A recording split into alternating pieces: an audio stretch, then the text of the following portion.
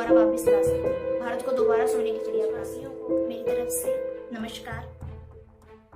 दोस्तों, जैसा कि मैं एक भारतीय हूँ, तो भारतीय होने के नाते आज अपने पुराने भारत के बारे में बात करना चाहूँगी, जिसको आजकल के व्यक्ति और न्यू जनरेशन भूलते जा रहे हैं। न्यू जनरेशन को तो उस भारत के बारे में ज़्यादा जानकारी भी नहीं है। बात कर रही हूँ उस भारत के बारे में जिस भारत को सोने की चिड़िया कहा जाता था।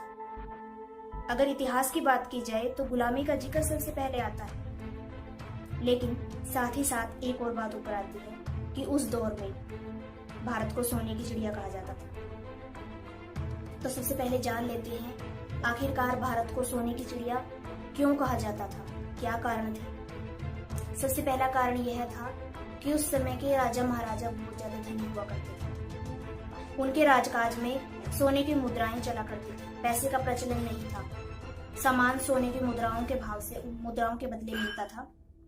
विदेशी व्यापारी भारत से सामान खरीदने आया करते थे, उनको भी सोने की मुद्राओं के बदले ही सामान दिया जाता था। भारत में काफी सोना था।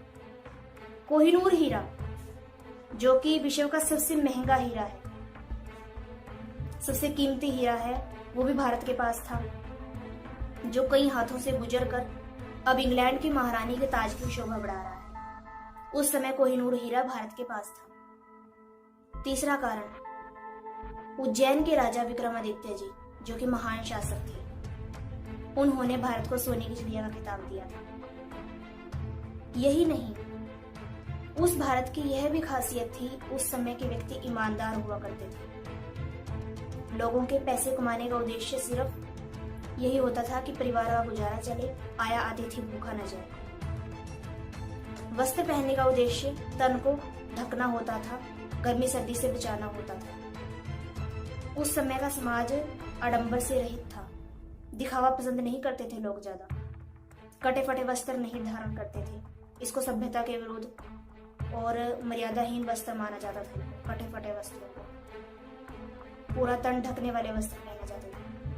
बहन बेटियों की लोग इज्जत किया करते थे। उस समय लोगों में प्रेम, आपसी प्रेम, भाईचारा बहुत ज्यादा था। लोगों के अंदर सद्भावना थी। एक दूसरे को लूटने की भावना बिल्कुल नहीं थी। चोरी, तस्करी, डकैती के मामले बहुत ज्यादा कम थे, ना के बराबर थे। बहुत अच्छा समाज था, स्वच्छ वातावरण था। उस समाज के बारे में जितनी बात की जाए, जितनी तारीफ की जाए, उतनी कम है। भारत सच में सोने की चिड़िया था, बहुत अच्छा भारत था।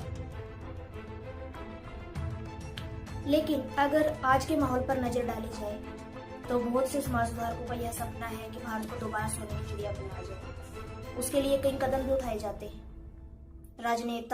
राजनेताओं द्वारा, या फिर कोई सरकार जैसी आती है तो उनका भी यही कदम होता है कि भारत को दोबारा सोने की चिड़िया बनाई जाए। जैसे कि प्रधानमंत्री जी ने भी कभी यही सपना है कि डिजिटल इंडिया बनाया जाए, भारत को दोबारा सोने की चिड़िया बनाया जाए। तो कईयों का यही सपना होता है, समाज सुधारकों का भी, आम जनता का भी, जो जानते हैं कि पुराना भारत कैसा था।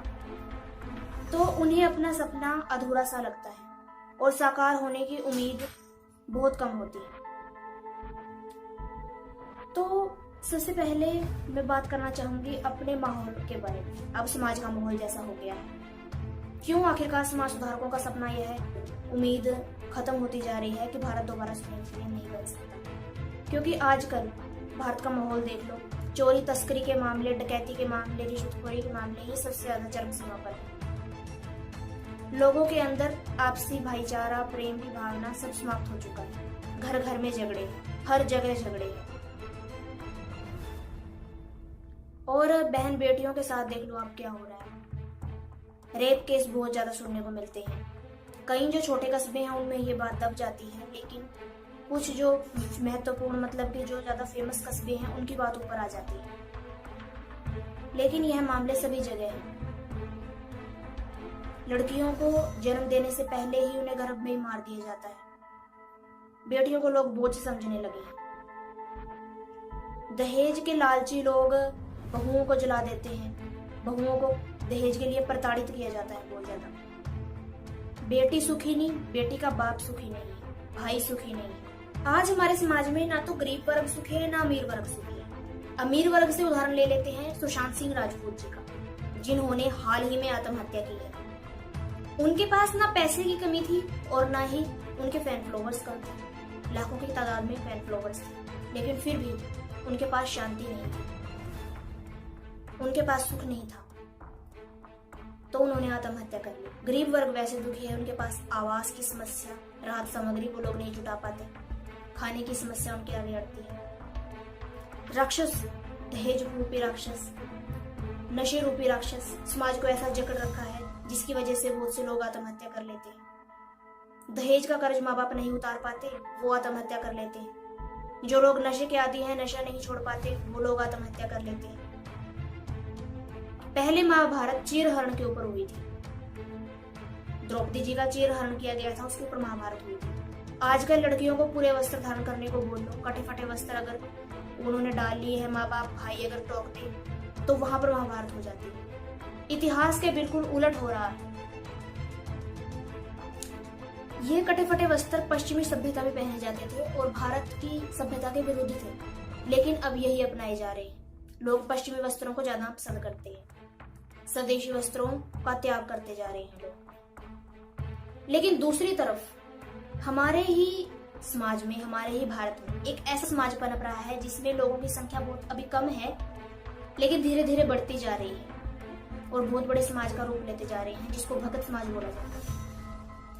उस भगत समाज की यह खासियत है, उसमें ना तो व्यक्ति नशा करते हैं, बहन बेटियों को अपनी बहन बेटी की नजर से देखा जाता है, एक दूसरे का सम्मान करते हैं, नशे का सेवन नहीं करते और ना ही मांस का सेवन किया जाता है। छोटे छोटे जीव को मारने से भी वो लोग डरते हैं। उस समाज में लोग ब्याज पर पैसा नहीं देते, ले लेते हैं लेकिन देते नहीं है। पराया धन विष समान है उनके लिए। बहुत अच्छे समाज की स्थापना होती जा रही है। उस समाज में ना तो धर्म, मजहब, जातियों की दीवार है ही नहीं। सभी धर्मों के लोग इकट्ठे रहते हैं, प्यार प्रेम भाव से रहते हैं। यह समाज एक धार्मिक नेता के सानिध्य में बनता जा रहा है।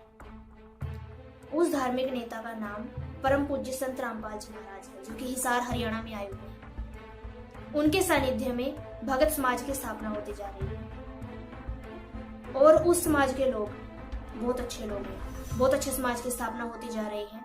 वो लोग, उनके बारे में जितना कहा जाए उतना कम है। और संत रामपाल जी का यही सपना है कि भारत दोबारा सोने की चिड़िया बनाया जाए। और संत रामपाल जी इस सपने को सच कर भी सकते हैं, क्योंकि उनके ज्ञान को पढ़कर, उनसे नाम दीक्षा लेकर लोगों को लाखों लाभ हो रहे हैं। कैंसर जैसी लाइलाज बीमारी, ब्रेन ट्यूमर, टीबी, जो लाइलाज बीमारियां हैं, वो संत रामपाल जी महाराज का नाम दीक्षा लेने से और उनका सत्संग सुनने मात्र से समाप्त हो जाती है। यह पुस्तक जीने की राह, जो कि बहुत अनमोल पुस्तक है, हमारे शास्त्रों पर आधारित है। इस पुस्तक को पढ़कर लाखों लोग नशा त्याग रहे हैं और अपनी बुराइयां त्याग रहे हैं। वह स्वच्छ समाज, भगत समाज जो बनता जा रहा है, इन्हीं पुस्तकों को पढ़कर बनता जा रहा है। लाखों लोगों तक यह पुस्तक लॉकडाउन से पहले निःशुल्क पहुंचाई गई थी। अगर आप तक भी पहुंची है, आप भी इस पुस्तक को जरूर पढ़ें। और जो लोग संत रामपाल जी को गलत बोलते हैं, तो उनसे मेरा निवेदन है, पहले उनके ज्ञान को पढ़ें, उसके बाद कोई टिप्पणी करें, क्योंकि संत की पहचान उनके ज्ञान से होती है। तो मेरा आपसे निवेदन है, आप इस पुस्तक को जरूर पढ़ें। और जिनके पास यह पुस्तक नहीं है, अपना नाम, पूरा पता, फोन नंबर, व्हाट्सएप नंबर, नाम, ईमेल एड्रेस और फोन नंबर कमेंट बॉक्स में कमेंट करें। आप तक यह पुस्तक ऑनलाइन पीडीएफ के माध्यम से पहुंचाई जाएगी, क्योंकि लॉकडाउन की वजह से पुस्तक पहुंचाना मुश्किल है, लेकिन पीडीएफ पहुंचा दी जाएगी आपके फोन पर, एंड्रॉइड फोन, आपके व्हाट्सएप पर या फिर आपके ईमेल पर।